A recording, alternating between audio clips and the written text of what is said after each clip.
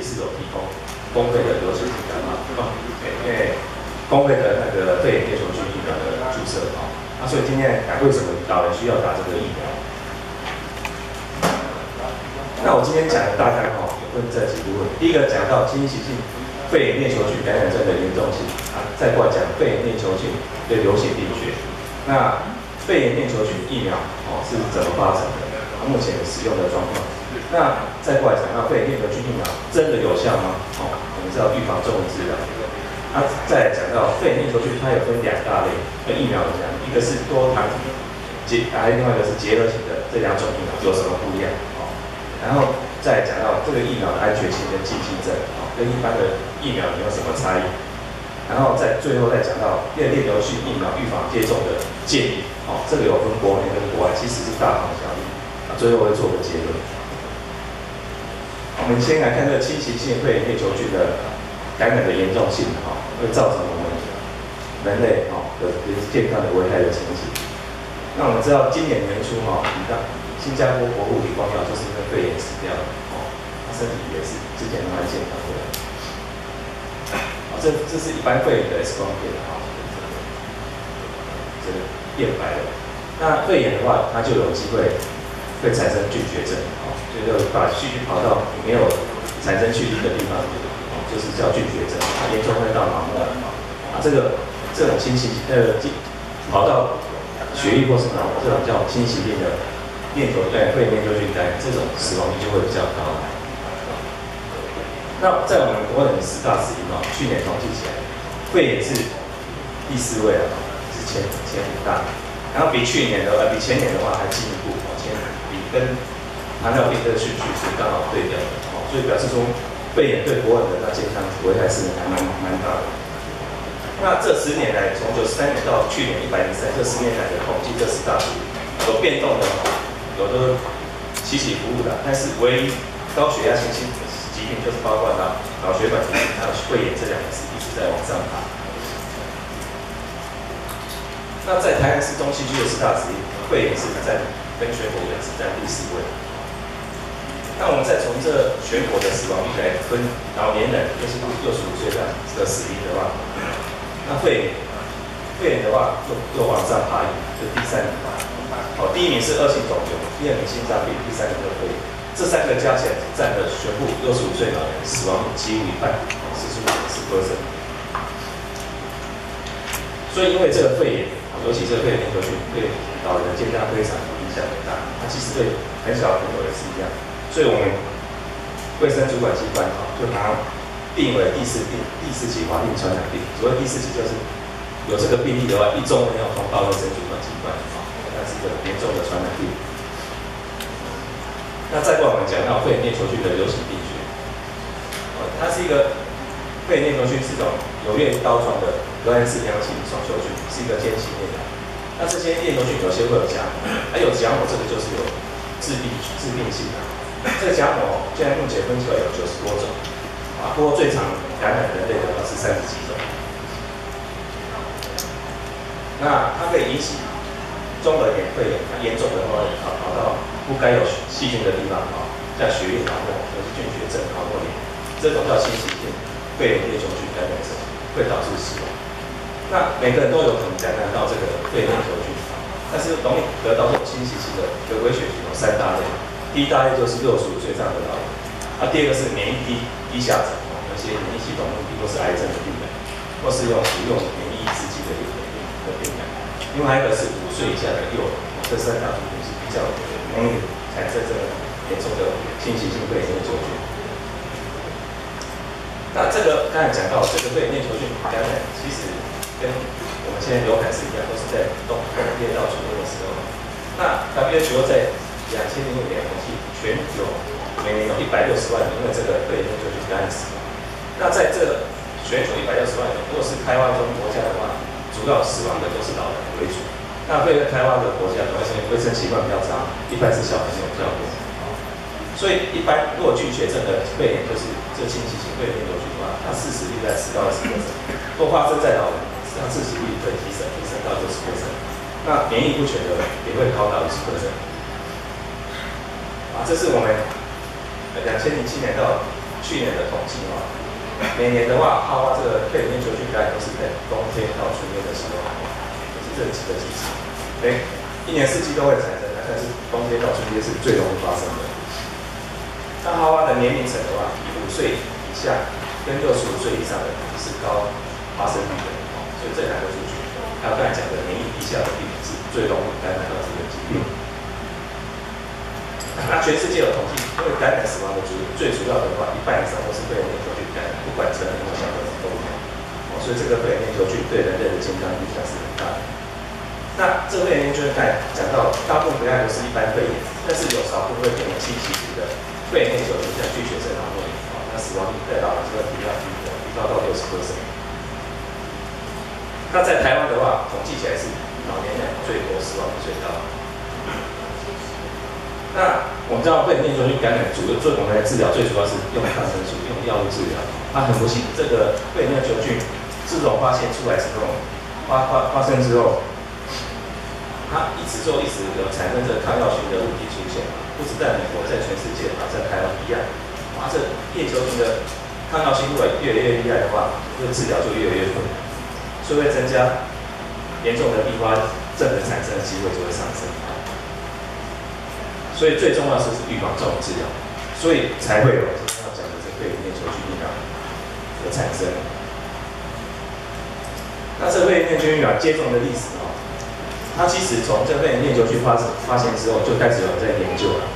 直到1977年才核准全世界大概第14价的链球菌多糖体疫苗使用。那不过那时候还不普遍。那到1983年，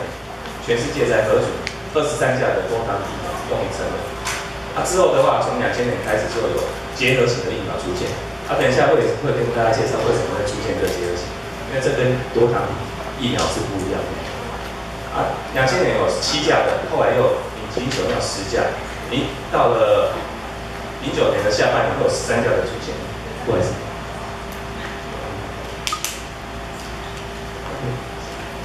两位在这里。到了2009年的下半年有13价的产生，那未来还会有15价，越来越多价的结合型疫苗的产生。为什么会有这种趋势？这是因为待会跟大家介绍为什么需要这些疫苗。目前全世界核准的话，7价的结合型、10价、结合型13价，然后23价的多糖疫苗。在国内我们目前核准使用的13价结合型跟23价的多糖疫苗。这个肺炎链球菌疫苗有没有效？打一打治疗没效，你要看看它的成果。这是在美国的研究，美国在2000年那时候对小朋友打了7价的结合性疫苗，打完之后，他明显的2到4岁的小朋友，这个新型肺炎链球菌的病例数就明显的下降。那同时他会发现说，到60岁以上的老年人发生率也下降。这群老年人是没有打这7价的结合性疫苗。为什么会这样？他们后来去发现说，原来这个疫苗会有群体免疫作用。因为这个疫苗对小朋友的话，不止降低它产生新型肺炎链球菌，连他的小朋友的黏膜、口腔、鼻腔的黏膜的带菌率就会下降。那口腔黏膜带菌率传染力就会下降，那传染风就会变少了，所以连带的对老人家被传染的机会也会下降。所以对老人没有打这群疫苗，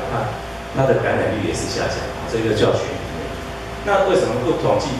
比较年轻人？因为年轻人这一组族群，其实平常就比较不会得到这个疾病，得到的话大部分都是轻微的发炎而已。那国内的报告在2008年，我们老人工会接种23价多糖疫苗，那统计从2008年到2013年，在65岁以上的老人新型肺炎链球菌疾病下降了60.2%。蛮明显的有效。那2010年，儿童常规接种13价结合性疫苗，那5岁以下儿童新型肺炎链球菌的疾病也有下降38%，快40%的比例。这是它的统计表，这些数目，60岁下降了60%，那5岁以下接近40%。但是这个疫苗有一个问题，就是说，也是待会要讲的，为什么会结合型跟多糖？因为这个疫苗，我刚才讲说，它有90几种血清型，对人类比较容易致病有30几种。但是我们疫苗都有23+、13+，这个之前要有7+、10+，其他那些没有血清型、没有 cover 怎么办？所以它会有可能没有办法预防那些没有在这个疫苗里面所涵盖的那血清病株。所以打了之后，这些疫苗就发现说，打了十几年之后，血清型的19A 比例反而上升，虽然病例数下降，但是发现说这些病例里面的病株型要19A 往上爬。那19A 的话，在之前的7+、10+是没有涵盖这个菌株的。所以为什么有13+产生，就是因为有这个19A 跑出来，所以才有增加这19A 菌株下去。所以这个疫苗有一个坏处就是说，如果不在这个涵盖在这菌株里面的疫苗，有可能它会变多起来。所以后来有这个，我们这叫血清扩散作用，这是因为你这个细菌的那个血清型要涵盖在这个疫苗里面，就有这种血清扩散的作用，会跑到别种那个血清体去。那在台湾的统计也是一样，2008到2000年，台湾疾管局统计说，这几年来病例数有下降，但是9A 跟6A 这两个血清型反而会往上爬。那19A 的话，在23+的多糖体跟13+都有，那之前的7+跟10+是没有的。所以现在7+、10+就没有在使用，都用13+、都有23+。但是6A 的话，23+没有，6A 只有13+、6A。所以为什么这两个疫苗在国内是同时会使用？因为这两个各有它的缺点。那我们这几年在国内的施打的那个疫苗的历史在2008年就是70岁年会接种23+，然后23+接种到了2009年的话，那个儿童开始接种7+跟10+，但是因为刚才19A 跟6A 的脱离就是扩散，所以2001年全面改成13+。所以你看到我们那个趋势，一开始打有效，但是隔几年会往上爬，然后打13+之后就又往下掉，就19A 这个血清型把它cover住，那这个比例就会下降。这是我们的统计表一开始2008年的时候开始打，一开始有下降，后来又慢慢往上打，发现有19A 这个脱离，所以办了13+，打完又往上掉。到这几年的话，数目是一直往下，没有再往上爬。再过我们来介绍这个多糖体跟结合性疫苗有什么不一样。我们现在国内提供的那个老人公费的疫苗就是结合型，那这是那个多糖体的，没有提供结合型，必须要自费。那我们可以想想这两个疫苗它血清涵盖当然说是不一样，23+是最多了，23种血清型，但是它6A 没有。那13+的话，它就少了10种少了10种血清型，但是它还带有6A，所以这两个血清那个疫苗的话，其实各有它的优缺点。那13+结合性疫苗目前在国内核准是用在5岁以下小朋友跟50岁以上的成人，其实成人都可以打，只是说刚才讲说，中壮年、青年人不需要打这个疫苗，因为它抵抗力很好，不会不然很少会得到这种心理疾病的疾病，所以其实这个疫苗就是整个年纪都可以打，只是说它强调在5岁以下的小朋友可以打，但是这个疫苗就是对这个疫苗成分有过敏的，包括白脑类毒素过敏，就不能打这个疫苗。等一下要跟大家介绍为什么。那23+的话，它是23种但是它目前核准的话，它要用在2岁以上的小朋友。2岁以下的话，因为对这个多糖体疫苗的免疫性不好，也就是说它产生抗体的作用不好，所以不建议2岁以下小朋友使用。所以小朋友大部分都是打结合型的。那是65岁以上的成人的话就 OK 没问题。所以2岁以上的到6岁高危险群也可以打。所以这个在小孩的话，这个不能打。那刚才结合型的话是70全部都可以，就是说中重不需要打而已。那打这个多糖体的话，打一剂可以维持5到10年。那5年内没有接种该疫苗，可以进一步再接种第2剂。所以这个疫苗你打完5年之后，还可以再接打第2剂。那这2种疫苗都是采肌肉生成注射，那可以跟流感疫苗或其他疫苗分开不同部位同时接种。所以才有我们卫生主管机关讲，左流右肺开打，就是左边打流行性感冒疫苗，右边打肺炎链球菌疫苗，同一个时间，不同部位打。那多糖体疫苗这 PPV 哦，它的原理就是，这是细菌的那个血清型哦，这个假口的结构，然后我们把它打到我们身体的 B 细胞会被刺激，它产生的那个免疫反应，它会产生让我们将细胞产生抗体出来，啊，对抗这个细菌。但是它只有刺激 T 细胞而已，所以它这个反应力比较差，尤其在2岁以下小朋友，他免疫反应就没有那么强，那效果就不好。啊，所以这个疫苗的话，在要2岁以上的小朋友或成人才可以打这个疫苗。那这个疫苗的话，有个问题就是说，因为它免疫力没有那么强，所以重复打的话，要超过5年以上才可以再重复打，因为它重复打的时间如果太少，比如3年、4年的话，小5年的话，它因为它的抗原的那个血清型的种类比较多，会有抗血清型竞争的作用，所以反而太密集的打，它的抗体指数会下降，所以不建议太密集的啦，一般都要建议5年以后再打第2剂。但是它抗体有那个持续就没有那么好，那也是因为这样，所以才有结核型这疫苗产生，因为它对小朋友没有效。那这结核型其实就是多糖体疫苗，再加上一个没有毒性的蛋白质。这个没有毒性蛋白质就是白喉类毒素制造出来的，把它萃取出来，然后结合在这个假口的多糖，它结合起来叫结合型的肺炎链球菌疫苗。这就是我们的那个没有毒性的蛋白质结合在这个假口的抗体里面，然后一样我们达到身体里面刺激我们的 B 细胞。那另外它也可以同时刺激我们的 T 细胞，所以这个 T 细胞跟 B 细胞刺激到，不止产生浆细胞抗体的话，它也会刺激产生的记忆细胞，所以它的免疫效果就会比较强，而且有记忆的效果。所以想当然的，这个应该是作用会比较好一点，所以我们有去做实验，做出来的确实，这个打这个结核型疫苗的话。它抗体指数会比较高，而且在追加的话，它会往上爬，不会维持平平或甚至下降，它会继续往上爬，效果比较好。但是因为这个效果很好，所以目前全世界建议一辈子只要打1次就好，不像23价5年之后还要再补打。这2个疫苗的效果比较好，从刚才那个理论那个做出来那个结果的话，我们就知道说，应该结合型的效果应该会比较好。确实，那个美国的研究报告，那打23价之前的话，小朋友的那个免疫，刚才讲过，没有什么效果。那打7价之后就很明确的，那病毒会下降，而且对老年人有群体免疫的效果。同时他们也做个实验说，不止我们对小朋友有效，结合型，那对大人有没有效？所以他们也去做大人的研究，把大人65岁以上的来打13价跟23价来比较。就发现说，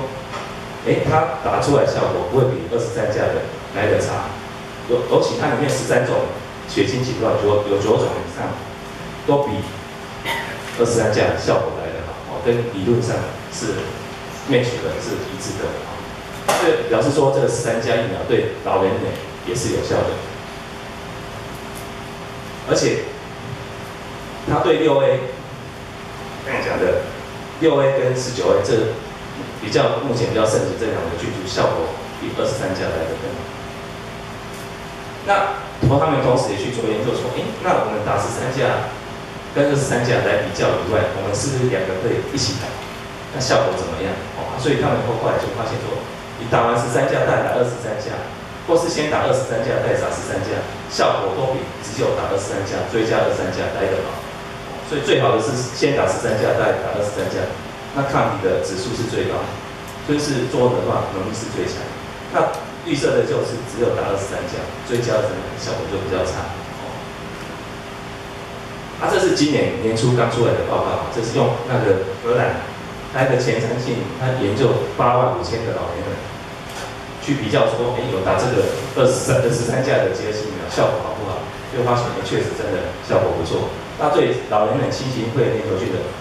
预防的话，有下降75%。没有侵袭性，就是说一般没有菌血症的肺炎的话，链球菌感染也有45%的下降。所以不止年轻人，不止老年人，年轻人也是有效的。那我们知道，刚才讲23价涵盖率是23种啊，所以一般都会认为说，它对它的菌株比较多种，应该是比较好啊。所以在国外的话，都是认为是23价带脑的会比较多啊。但是在国外确实是他们23价的 cover 率就是是比13价好，但是在国内在台湾，其实23价跟13价 cover 的菌株差不多，就是说，在台湾最常见肺炎链球菌感染的都在这13价里面。那其他的10价的话，感染的被感染的机会好像比较没有那么高，所以表示这两个疫苗在台湾的话，对老人的 cover 涵盖率、血清型的涵盖率是差不多的。所以我们来做个总结，这两个疫苗有什么优缺点？其实刚才看起来好像第二期疫苗好像都比较，因为免疫力比较好，所以它对2岁以下有产生抗体。那一般多糖就没有哦。那它对增强免疫性，那种 T 细胞的刺激素，那加强免疫性是有的。那口腔黏膜的带菌率下降也是有的，所以它有群体免疫。这些是23价没有的。但是23价因为它血清比较多，所以它比较不会有血清扩散，就是会跑出其他型的。因为用了几年之后，搞不好有新的血清型出现，所以23价还是有它必要的地方，而且23价的价格比较便宜，所以通常在国内23价跟13价同时都会有使用。那再过来我们讲这疫苗有没有什么安全性跟剂争？其实它跟一般的疫苗都是差不多，因为它是一个复活化的安全的疫苗，所以一般都是局部的产生注射的地方有一些红肿热痛的现象，很少有发烧啦、全身系统的一些症状出现。那严重的过敏性反应更少，所以是蛮安全的。那这个疫苗什么禁忌症？最主要刚才讲到对这个疫苗过敏的。尤其像结核型疫苗有类毒素、白有类毒素过敏就不能打，或是打过有严重不良反应者也不适合打。那一些发烧急性疾病的话，就要延后接种，不是不能接种，等它急性病好之后还是可以接种。那其他医师评估不适合接种者也是不要打比较好。最后我们来讲这个接种的时序建议。我们先看美国的，这是2014年去年的美国年底出来的美国那个预防接种小组建议，它是建议说65岁以上的老年人的话，如果大于65岁都没有打过的话，要建议先打13价的，打完之后隔1年以上的话再打23价，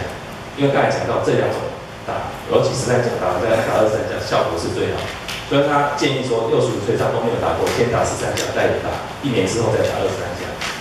那如果在65岁之前的话，已经有打过23价怎么办？他可以到了65岁的时候，只要超过1年的时间，可以再补打一个13价。好吧，对不起，因为他说65岁上他已经先打了23价怎么办啊？已经65岁了，先打23价怎么办？还是可以再补打13价，只要超过1年。所以13价跟23价哪个先打都可以，不过一般是建议是13价先打，比较效果是最好的。那至于65岁之前就已经打过23价怎么办？那建议说到了65岁之后，只要超过1年再补打一个13价。那打完13价的话，隔1年以上之后再打一个23价，这样是最好的。那另外一个方式，折中方式，如果不打13价，就是打完23价，65岁之前的那超过65岁之后，至少要5年以上再补打一个23价，因为这23价跟23价追加的话，一般要超过5年以上，不然它的免疫效果反而会变比较差，因为这有血清抗体的竞争的效果。在国内我们的建议的话，在之前的话，23价是建议采用在免疫有缺失的人，像一些什么 HIV 的，或者有免疫抑制治疗或癌症的，或是以肾慢性肾衰竭的，或脑脊髓增或人工电子的植物的，这才建议打13价，再打23价，不然一般都打23价就好。这是国内前几年的建议，不过去年国内的建议也是跟美国同步的他也是认为65岁以上的也是要打13价，然后再打23价，跟前面的跟那美国的建议都一样。不过我们还有一个建议就是说，你在65岁之前，如果有人先自费打了13价怎么办？他一样超过65岁再补打一个23价就可以了。多一个这个建议，其他前面这3件跟美国一模一样。最后我们来做个结论。这个肺炎链球菌，这是一个高发病、高死亡率相关的一个疾病。特别对有临床危险因子就是刚才讲到3大族群，而且65岁大的长者是最厉害的，它死亡率是最高的。那这个肺炎链球菌对抗生素的抗药性逐年的增加，所以治疗会变成困难。所以才有这个肺炎链球菌的疫苗产生，而且发现说它这个疫苗的效果是很好的。所以因此肺炎链球菌感染症最有效的方法就是按时接种肺炎链球菌疫苗。那目前国内核准就有2种，一个是结合型的13价，一个是多糖体23价。那这2个疫苗都可以跟其他的疫苗在不同部位同时接种。那23价刚才讲到，因为它免疫效果比较没有那么好，所以它只用在2岁以上的人。一般年轻人、中重是不用的，所以2岁以上还有慢性病或65岁以上成人就打23价。那13价的话，免疫效果比较好，所以他5岁以下的小朋友1、2岁就可以打了。那50岁以上的成人也可以打，那中间的是不需要打，不是不能打，是不需要打。所以65岁以上的长者或65岁以下免疫抑制的成人目前的建议是2种疫苗都要打。不管你先打13或23，或先打23再打13都可以的。不过最好的是先打13价，再打23价。我们目前的公费疫苗只有23价，只有这23价，13价是要自费的。自费只有在这13价只有在小朋友才有公费。所以在我们老人我们是建议说打1剂13价之后，再打23价的公费疫苗是最好的，那维持效果是最佳的。谢谢。